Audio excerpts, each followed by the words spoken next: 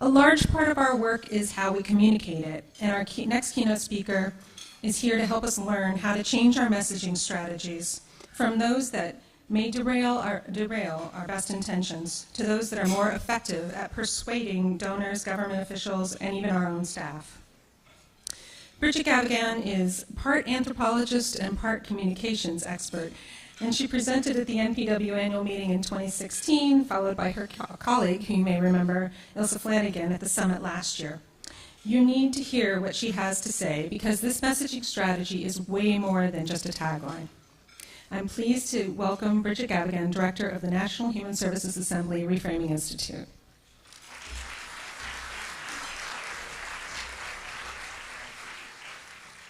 Thank you. Good afternoon. How's everyone doing? Good. Thank you for having me here today. I'm very excited to be in Tarrytown, back in the Westchester area again.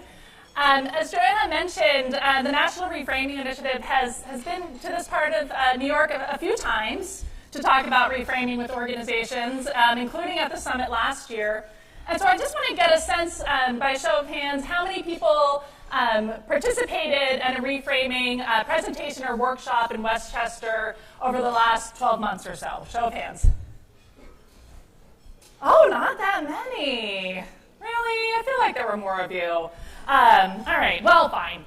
So what we're going to do today is I'm going to share with you a quick overview of how the public perceives human services. We're going to talk about why the public holds certain beliefs about our sector, so how culture is informing that.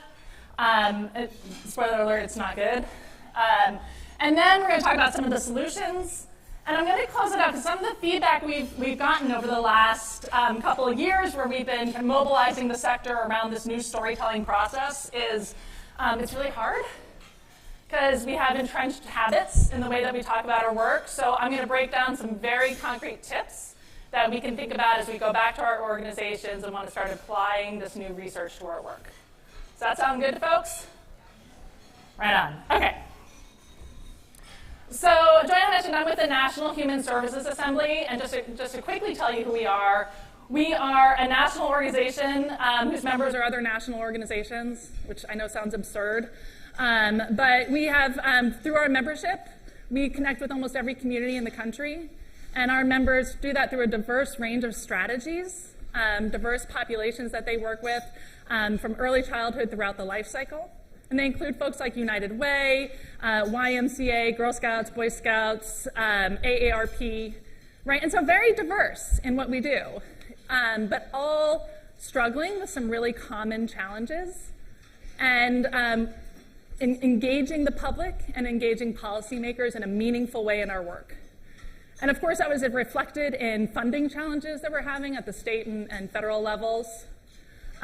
It's reflected in stagnated private giving, and it's reflected in a lot of what we heard this morning from VU, right? This idea that we should only have 10% overhead, this idea that we're not professionals, right?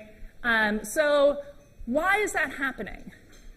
So rather than just sort of sit around a conference room and decide amongst ourselves what we thought we could do to change the public's understanding of our work, we decided to engage an organization called the Frameworks Institute to actually take a scientific examination of what's happening here.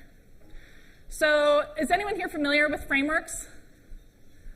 Oh, a few of you, good. So Frameworks is not your typical PR firm. They are essentially a think tank for communications, and they really want to understand how neuroscience and how culture informs the way people process and make decisions about a particular issue. So, they have a team of cultural anthropologists, social linguists, communication scientists, political scientists, and they are all examining an issue from their particular lens to understand how we got here, what are the stories that we've been telling ourselves over generations, and what are the implications of those stories to our work. And importantly, if there are challenges and disconnects here, what is a new story that we can tell that's more effective? So in their first phase of research for us, the Frameworks Institute went out into the world. They went across the country and they did focus groups and man-on-the-street interviews with people outside of the sector and asked them some really standard questions that we think about. What do you think human services are? How would you define this? Why do people need services? What does it take to do well? And if you're not doing well in life, why? And who benefits from human services? So they really wanted to understand what the public believed. So in asking those questions, what are human services? Here's the initial response. Does this feel familiar to people when you're like on the plane and you're trying to tell people what you do? I get this response too sometimes. So the public has no idea what human services or the broader nonprofit community does. And we can't stand that when that happens. We don't like to sit there not knowing, so we'll start to reason through with what we think we know. So when the public is left to kind of reason through on their own, well, what might that include, right? The solutions look pretty basic. So when frameworks would ask them, what do human services do? Number one was they hand out food. And I don't know if these interviews were taking place at lunchtime and people were hungry, but it comes up over and over again. They give out food. Now, you might work at a food bank and feel pretty good about that, right? Because you're very visible, except don't feel good about it. Because what they're thinking about are like soup kitchens and volunteers. They're not thinking about the logistics that go behind it. They're not thinking about the business aspects of it. They're not thinking about the policies that you guys are working on to address nutrition from a systemic level. So it's not great for you either. So when the public thinks about our work, they think about very basic needs that are very temporary for people who are in acute crisis. And any guesses on who they think? I actually kind of spoiled this one. Who they think are providing those services? Churches, volunteers. So not paid professionals with expertise and training, right? So, while Frameworks was asking leaders in the field, or asking the public what they believe about human services, they asked leaders in the field to answer the same questions, because they wanted to understand where the big gaps were in understanding, right? We want to know that where we are having kind of cross-conversation. It's not intersecting. So these are the big 4 gaps that we want to be aware of in our communications when we're talking to people outside of our sector. Scope of human services, what do we include? The public sees the direct services. Why do people need these direct services? This is a really important one for us. This is a really, number 1 lesson coming out of the reframing. People really default to individual actions and choices. Willpower or lack thereof is the primary reason that people do well or don't do well in life.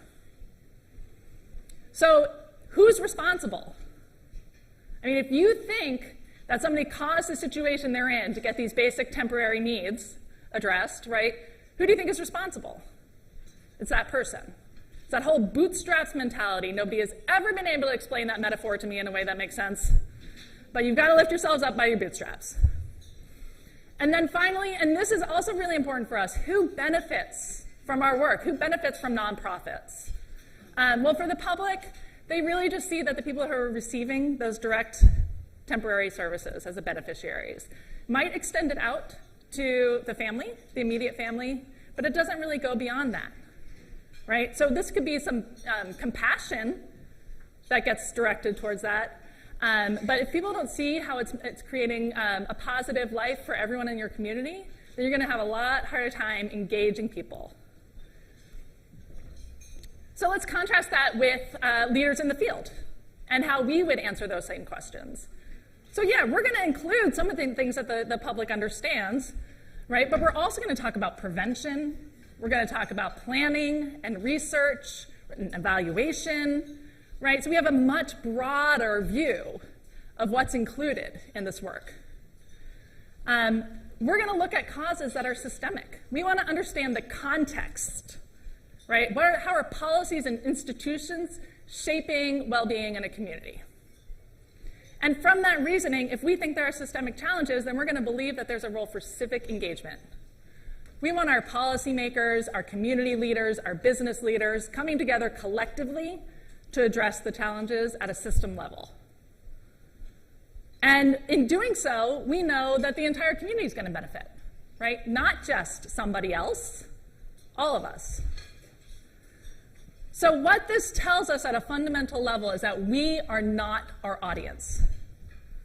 The same things that brought us to this room are not the same things that are going to bring the public to the room. Y'all hear me? All right. So why does this happen? Why does the public hold these beliefs that we know are inaccurate and narrow about our work? So Frameworks really examines something called cultural models. Cultural models are patterns of understanding that are shared among a society, that are formed over generations. They are deeply entrenched, and they help us be efficient thinkers. So we're not the rational beings that we think we are. We use these cultural models as ways to shortcut our thinking so we can process information as quickly as possible and make decisions, yes, I support it, no, I don't. So the cultural models, the two biggest cultural models that we confront as a sector, that are the dominant ways that people think about our work. Here's the first one. This is the biggie. What do you guys think this could be?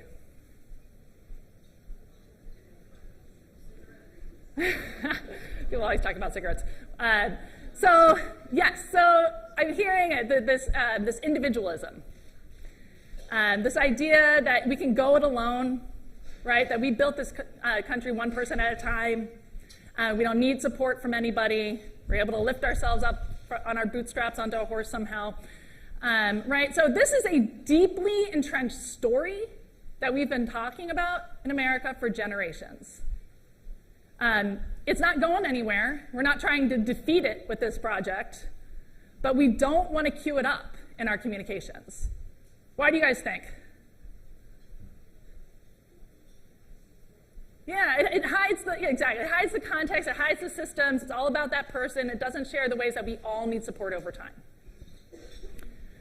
Here's the other model that is pretty dominant for us as a sector. This model is fatalism. We have overwhelmed people with the challenges. We talk about the huge scope of the problem that we're working on, and we very rarely match that with solutions that seem up to the task. And so from a fatalistic perspective, people feel like there's nothing that can be done about it. It is a regrettable part of the social condition. Does that make sense to folks? It creates paralysis. So Frameworks identified for us, well, what are the super easy things that people think about when it comes to human services that we don't want to make it easy for them to think about anymore? What are the shortcuts people are taking? So I'm going to go through this quickly because I know a lot of you guys have seen this. Whenever Frameworks does an issue, they put it through they call it their swamp of cultural models. And the swamp has a lot of great things in it, a lot of biodiversity, but it also has alligators. And those alligators are dangerous to our messages. So what are the alligators for human services? Well, the first one is when we think about well-being. For the public, when they're asked to think about what it takes for someone to have well-being, what does that look like? They primarily think of financial self-security, self-sufficiency, right? Money. Secondarily, they'll think about physical health. These are important pieces of well-being, but lots of things are missing here. So we need to help the public think about emotional well-being, social connections, spiritual well-being. We have to offer those definitions and not let the public just default to financial self-sufficiency as the sole solution to well-being. What threatens well-being? What gets in the way? Lack of willpower, personal effort or lack thereof, right? People just need to have the grit and resilience to get there. We don't want our messages to make it easy for people to think about that. Bad parents. So people think that parents are primarily responsible for fostering well-being, and if it doesn't happen, there's nothing that anyone outside the family can do about it. It's, again, sort of regrettable. And then dangerous communities. There's a lot of nostalgia about the way things used to be, which ignores the fact that the way things used to be was not great for a whole lot of people. But when we talk about, so people are very easy to think about like basically the mobs at the gate. My communities are changing and it's scary, rather than my community is changing and it's exciting, I can't wait to see what's going to happen with it, I want to be part of some of that change. How do we improve well-being? We want to talk about our role and the role of community, not just individuals. This one's real sad. So there's a real idea that in an ideal world, the government would play a role in fostering well-being, but that unfortunately, our government is too inept and corrupt to do so. So when we, and this is an impulse I often have to fight, but when we kind of shame and just tisk our policymakers and talk about how horrible they are and how draconian these cuts are and aren't you terrible people, we're actually playing into that model. And again, that shuts down public engagement and activism. And a really exaggerated, unrealistic belief that informal networks will step in. So your friends, your neighbors, your houses of worship, that they are prepared to step in when well-being breaks down. So of course, it's always somebody else's responsibility, not mine. So frameworks refers to that kind of Will Ferrell moment when you say what you do as a cognitive whole. And then we talked about, people will default to the direct services by kind, compassionate, charitable people and benevolent donors who are providing only basic and temporary services. And they have to be basic and temporary services, because if they're not temporary, we're going to be viewed as undermining willpower and therefore undermining well-being. All right, I know. So this part is kind of depressing, but there is a way forward. We know from this research that we can no longer leave it up to the public to define what we do as nonprofits. We have to offer that broader, fuller, more accurate picture of our work. We know that we can't let the public think of us as charities anymore. We are essential, we are skilled, we are trained, we are professional, we have expertise and deep knowledge about our communities. We are not a safety net for the vulnerable. We are all kinds of support for many different people at many different points in lives. And we want to flip the script away from just being super problem-oriented, with maybe there's a little solution in there, to, yeah, we might need to talk about the problems here, but conveying that we have the solutions, or we are going to work together to identify the solutions. So how does framing help us with this? So framing is a storytelling process. It's not a set of talking points that you walk away. I'm sorry, that would be a lot easier. But it is about making intentional decisions about what you want the public to understand, what's the dominant story you want them to have, and what are the stories that you need to recede to the background because it's not accurate and it's not helpful. So how do we figure out what that story is? The Frameworks Institute has a storytelling arc that they use. And in the second phase of their research for us, they did a survey of close to 5,000 people. It's nationally representative of the voting population. And they wanted to fill in this storytelling arc. So they wanted to know, what value do we want to start our conversations with? Not what population, just FYI, children is not a value, right? So what value is going to orient people for the rest of their decision making? It's shared, it's common, and it doesn't let them short circuit to those gators in the swamp. And then how do we explain how to get there, right? So what specific metaphors can we start using as a sector to cultivate a better understanding among the public and policymakers about the work that we're doing? And then finally, is there a specific way that we can couch our solutions to even improve and normalize our work even more?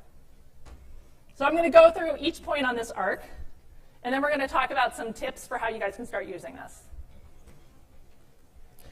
So in thinking about the value, When frameworks tested various values to see how they would work in engaging the public, the one that was the most productive for us was this idea of human potential. That when people reach their full potential, they're able to fully contribute and improve their communities in meaningful ways. So this idea of potential helps us in a few ways. People without a lot of work kind of intuitively see potential as more than just financial self-sufficiency. They get that there are all types of kind of gifts and talents that we can make available to our communities, and that's going to improve all of our lives. It is really inclusive of a range of abilities, so it's not just like one career path. It's not just about going to Harvard, right, and getting that great job. It's going to look different for everybody. And it's very easy for people to understand and make the leap that when the people around you are living up to their potential, your life is going to be better. Your community is going to be better. So it's a really good, powerful starting place for us. So where do we go from there? Now people are kind of nodding along. That sounds good. Not many people are going to disagree with, wanting people to live up to their potential and seeing that that's going to contribute to the community. But we can't stop there. We have to explain our role in making that happen. So this is where frameworks tested several different metaphors for figuring out how to talk about our work, giving people a general idea about what they do. So what they found is when we draw analogies between our work and construction, that we are organizations that are helping to build well-being, just like you need to build a house, that was something that they referred to as super sticky. People were able to grab onto that metaphor and understand our work in a new and different way. Because in this society, whether you have been through your own construction project or not, you sort of get the general outline. It's enough out there in the world that you kind of get that, yeah, I'm going to want a solid foundation. So what does a solid foundation of well-being look like? Yeah, I'm going to want to have all the best materials. So what are the best materials that foster well-being? Yeah, I'm going to want to work with experts. I'm not going to build the house on my own, right? I'm going to get an architect. I'm going to get tradesfolk who have been trained and need to be paid, right? So this gives us a way to talk about the broad scope of work that we do in an analogy in a way that the public already understands. We can also use the construction metaphor to talk about how well-being might get broken down by external factors, not just individual effort. We can talk about policies as really bad weather. Maybe you graduated from college with huge student loans during a recession, right? That's a life storm that can undermine your well-being, right? So what can we do about it? How can we talk about our solutions in a way that even improves the public's sense that there's something that can be done about it and helps them see themselves in our work?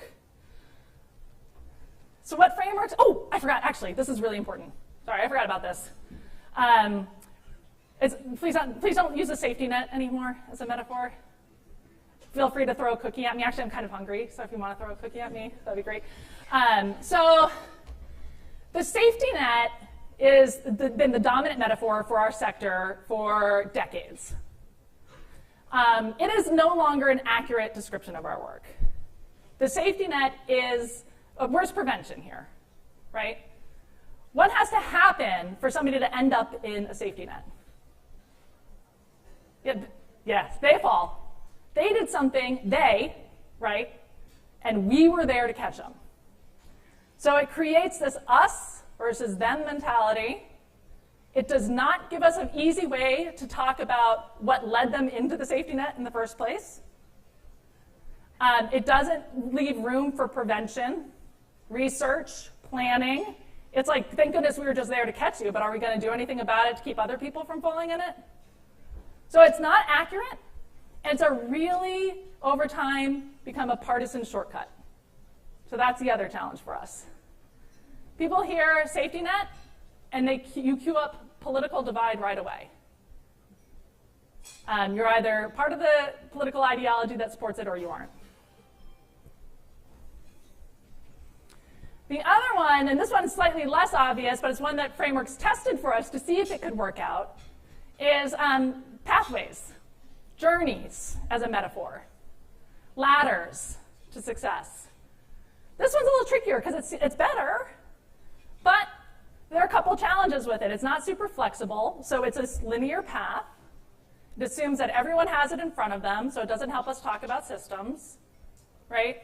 And people think of pathways to success as basically a career path. Is anyone really mad at me about not being allowed to use the safety net anymore? See me after. See me after class. Okay. All right, so now let's talk about how we can talk about our solutions, the last element of the story. So a big problem for us is we really want to be able to normalize the work that we do and the way that people interact with human services and nonprofit organizations on a day-to-day basis. We don't want to be viewed anymore, because it's not accurate, it's just something for vulnerable people, right? So a really quick way we can do that is talk about how our work affects people over the course of their lives. That there are different points in our lives that we all need support. And that's what our sector is here to provide. Now, that doesn't mean that you have to say that your program is going to help someone for their entire life. The idea is that human services are there at different points in people's lives. So I want to give you one example of where we've seen this happen in a really effective way. Right here in Westchester, Joanna mentioned the Keep Westchester Thriving Alliance. They are providing a cohesive voice and coordinated messaging through their talking points, through their social media, and they have used the full arc, which is really exciting. So this is just a quick summary. You can find this on Joanna's website if you haven't seen it before, but I just want to point out a couple things.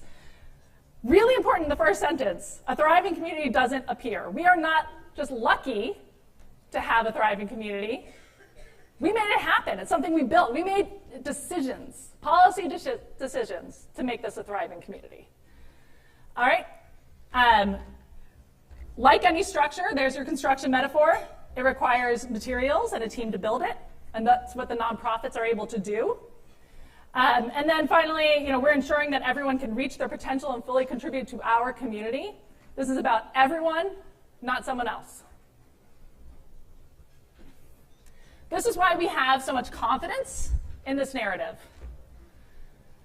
So when frameworks kind of crunched the numbers coming out of this survey, they found that when you just use human potential, you'll see some modest increases in the public support for prevention, remediation, planning, and research. But you're going to notice that on its own, it doesn't do enough for people to want to think that our work is a priority or to understand that we have solutions. That's the importance and efficacy. When you start with human potential and add construction to explain how you get there, you see some big increases in support across the board. But you have to use the full narrative arc. Start with human potential, explain with the construction metaphor, talk about how you help people over the course of their lives to get the full impact of this narrative. And that's when you finally see those white asterisks are for statistical significance. That's when you finally see the public saying, yeah, I believe they can do something about this. I believe I can be part of that, and I think it should be a priority. So where do we go from here? I'm going to leave you guys with some tips for what we found leads to successful reframing from an organization. Because a lot of times we'll do these presentations and people will be like super excited, and then they'll go back to their desk and it's like, oh no, now what? So my tip number one is mind the swamp. If you do nothing else, examine your communications through the lens of the swamp. Am I queuing up individualism? Am I making people think this is about individual responsibility and financial self-sufficiency? Am I helping people to think about us as more than a charity or not? If you do nothing else, navigate around the swamp. But I know that this group is going to want to do more than that. So my tip number two is commit to the full narrative arc. I have observed an uptick in the use of human potential in communications, which is great. And a huge drop-off in construction and the rest of the arc, which is not great. So if you want to have the full impact, you have to go through that full narrative arc. You can do it quickly, right? Practice being efficient in that. But you can't name drop human potential and walk away and think you've done, nailed it. Tip number 3, get organizational buy-in. This might seem obvious. I thought so too. No, it's not. So you want to make sure that your leadership understands where you're coming from when you start to use this new language, because it's a very different way of talking about our work. So share with your CEO, share with your board, share with your communication staff, your policy staff, your fundraisers, your key communicators. I know a lot of times those roles are the same person, so that could be easy, right? One conversation. You don't have to give them the full deep dive. You can just say, look, our old way of talking isn't working out for us anymore, and here's a research-based approach for moving forward. Here's why we're doing this. Start with the basics. This is feedback we get a lot from folks. Oh my gosh, I have to change everything I've ever said. You get overwhelmed. You do have to change everything, but pace it out, all right? This is a marathon, it's not a sprint. So, where do you start?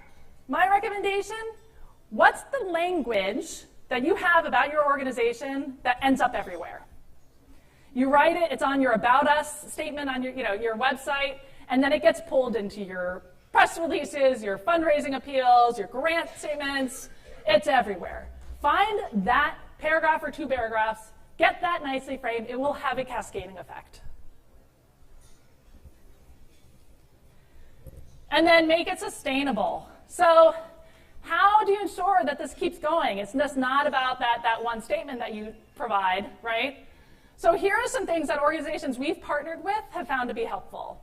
They're building it into their brand guidelines. So it becomes part of the organizational culture. They're building it into their communication strategies. So it's an intentional part of the communications that go out. They're putting it into their public policy platforms and guidelines. This is something that the National Human Services Assembly did. Our public policy guidelines now say that we will not sign on to statements of support, letters of support, if they are poorly framed. Because we know that that's just going to undercut our efforts. And we've had to say no before, and those are uncomfortable conversations. That's okay. And make sure that your staff know that this is something that you're going to be doing. Tip number 6, don't go it alone. So we have developed a number of tools and resources for organizations who are interested in adopting the reframing at their groups. And one thing that I want all of you to do, there's a piece of paper on your table. It is a sign-up sheet for our newsletter. It goes out every other week. It's super short.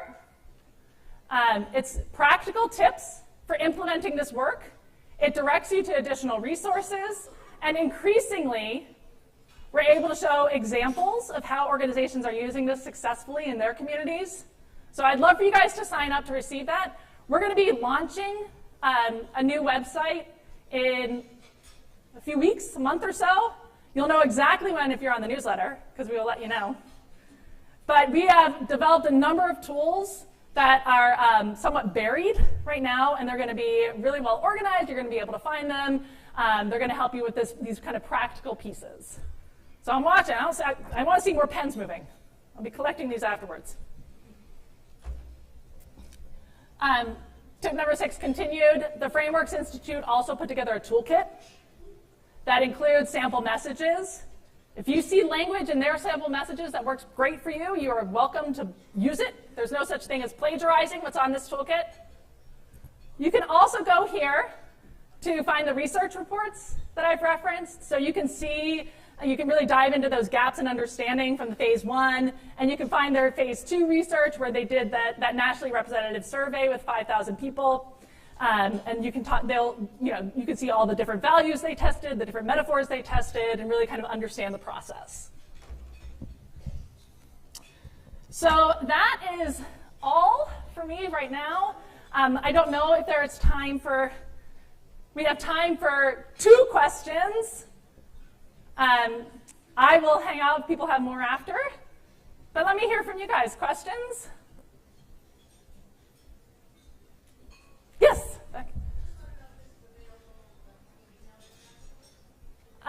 Will the slides be available? Will the slides be available? Can the slides be made available to them? I'm happy to share them. Yeah, we'll share the slides. Yeah. Yeah. Anyone else? Well, I want to thank you guys so much for your time and attention today, and thanks for not throwing a cookie at me, because I'm not sure my reflexes really could have handled that. I was definitely bluffing. Appreciate your time. Frame on. Thank you.